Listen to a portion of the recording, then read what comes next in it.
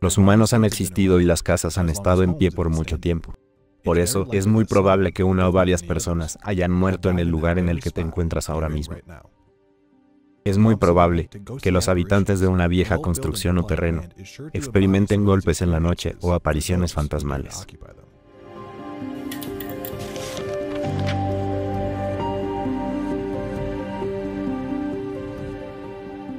El libro La maldición de Hill House fue escrito por Shirley Jackson y publicado en el 59. Es una de las obras más reconocidas de Jackson y ha sido adaptada a la pantalla varias veces.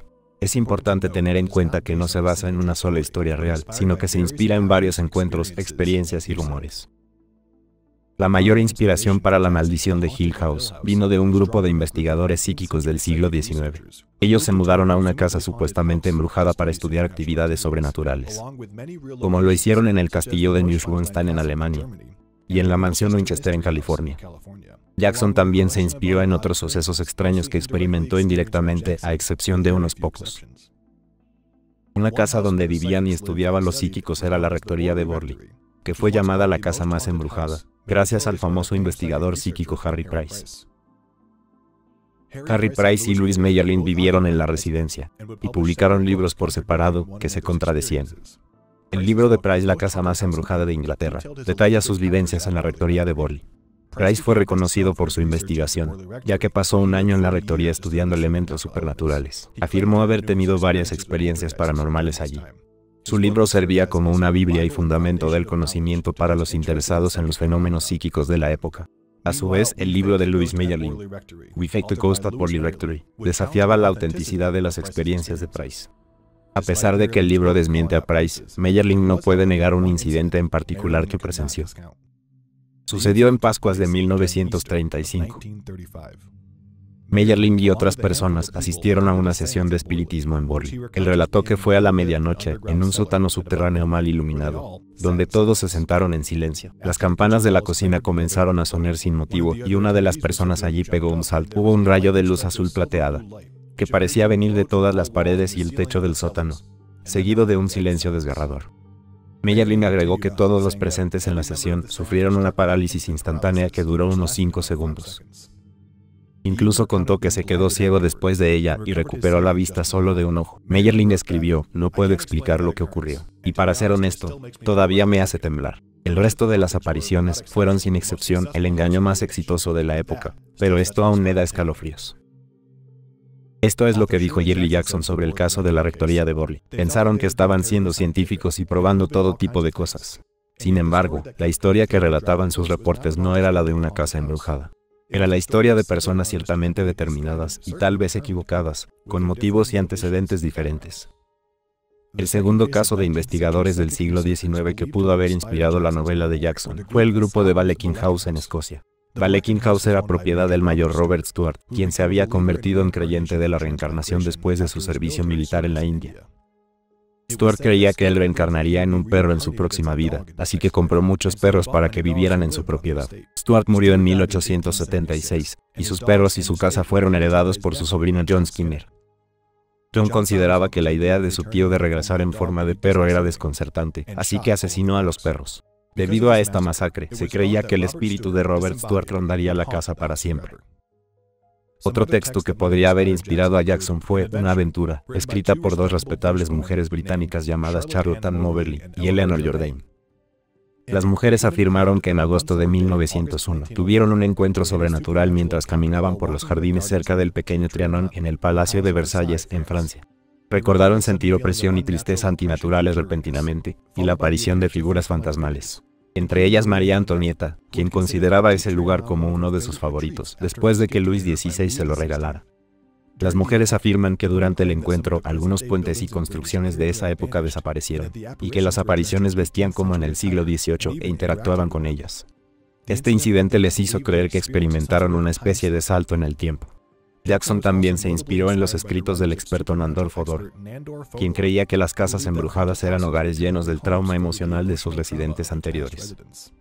Fodor sostenía que las apariciones eran manifestaciones de esta energía remanente, lo que resultaba en golpes en las paredes, puertas azotándose y escalofríos. Todo esto se volcó en el libro de Jackson, junto con experiencias de actividad paranormal recolectadas por Fodor.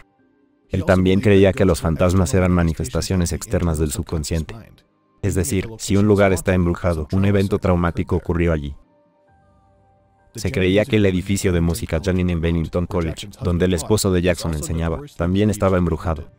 Estudiantes y profesores reportaron actividad paranormal en el edificio, como corrientes de aire frío y voces que venían de pasillos vacíos. Se cree que este edificio embrujado también fue otra fuente de inspiración para el trabajo de Jackson. Una biografía de Jackson escrita por Ruth Franklin afirma que puede que Jackson se haya inspirado en la mansión Edward H. Everett, cerca de Old Bennington en Vermont. La leyenda de esta mansión cuenta que el fantasma de la primera esposa de Everett deambula por los pasillos. Esto escribió Franklin sobre lo que Jackson dijo. La mayoría nunca ha visto un fantasma y nunca quiere o espera verlo. Pero casi todas las personas admitirán que a veces sienten que pueden encontrarse con un fantasma si no tienen cuidado. Si doblan en una esquina de repente, si abren los ojos muy rápido cuando se despiertan durante la noche, o si entran a un cuarto oscuro sin dudarlo. Jackson también usó su lucha personal con la depresión, la soledad y la alienación como inspiración principal para la casa. La autora contó que estas experiencias personales inspiraron la maldición dentro de la casa. Antes de su éxito en Netflix, La maldición de Hill House había sido llevada a la pantalla numerosas veces. Se dice que la serie de Netflix se basa muy poco en la historia de la novela, y es apenas fiel a ella. De hecho, el creador de la serie, Mike Flanagan, afirma que es más una mezcla que una adaptación. También dijo, considérenlo un remix. Era más interesante desglosar el libro, extraer los personajes, los temas, los sucesos y los extractos que me llamaron la atención y tratar de reorganizarlos. Como señala Flanagan, hay temas claros tomados del libro y algunos homenajes, pero la historia real se modifica bastante en la serie. En la novela de Shirley Jackson, un grupo de desconocidos acepta una invitación a investigar una casa embrujada, para probar que los fenómenos supernaturales existen. Mientras que el programa de Flanagan gira en torno a una familia que experimentó traumas en su casa. Si bien los personajes desconocidos pasaron a ser familiares en la serie, la esencia y rasgos originales de algunos de ellos transicionaron del libro a la pantalla. Por ejemplo, en el libro, Hugh Crane construyó Hill House a fines del siglo XIX. Pero en la serie compró la casa y se mudó allí con su familia mientras la restauraba. Muchos otros personajes pasaron de ser extraños a ser hermanos.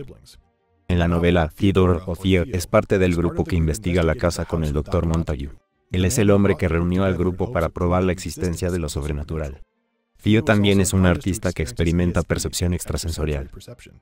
En la serie es uno de los 5 hermanos Crane, podía percibir monstruos cuando era niña y se convierte en psicóloga.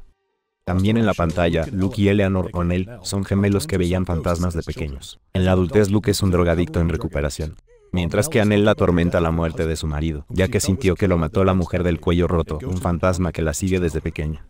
En el libro, Luke es el heredero de Hill House y uno de los voluntarios para la investigación del Dr. Montague.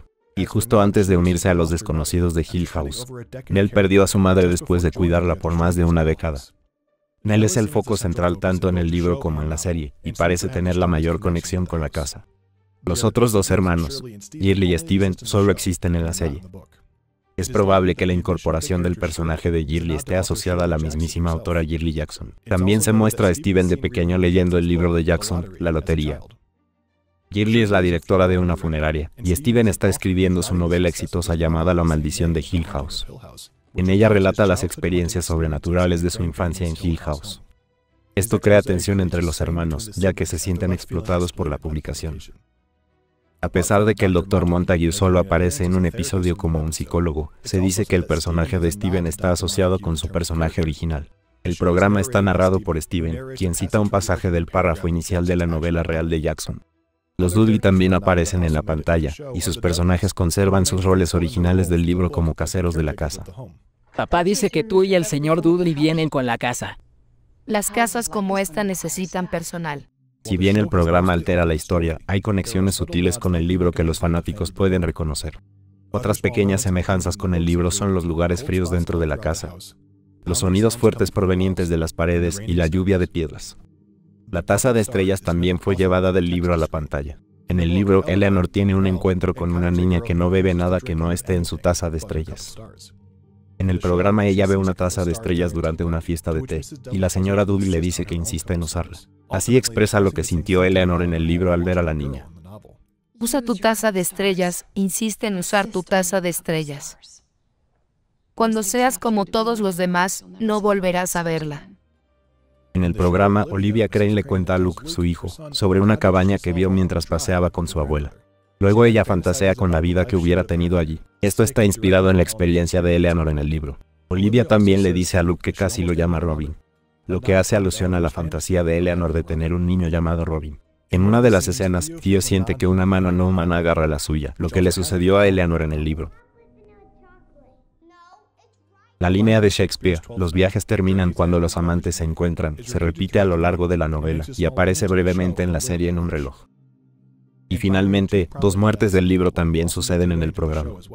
Pero no te preocupes porque no te las diré. Solo te diré que tienen que ver con las escaleras. Seguramente hay más similitudes, pero por desgracia, el programa está parcialmente inspirado en el libro. Ya sean ficción o realidad, todas las historias evolucionan a lo largo del tiempo. A veces sin quererlo, otras intencionalmente. En La maldición de Hill House, parece que las historias de las que deriva fueron modificadas para convertirse en la serie que hoy conocemos. Aún así, el terror se mantiene intacto.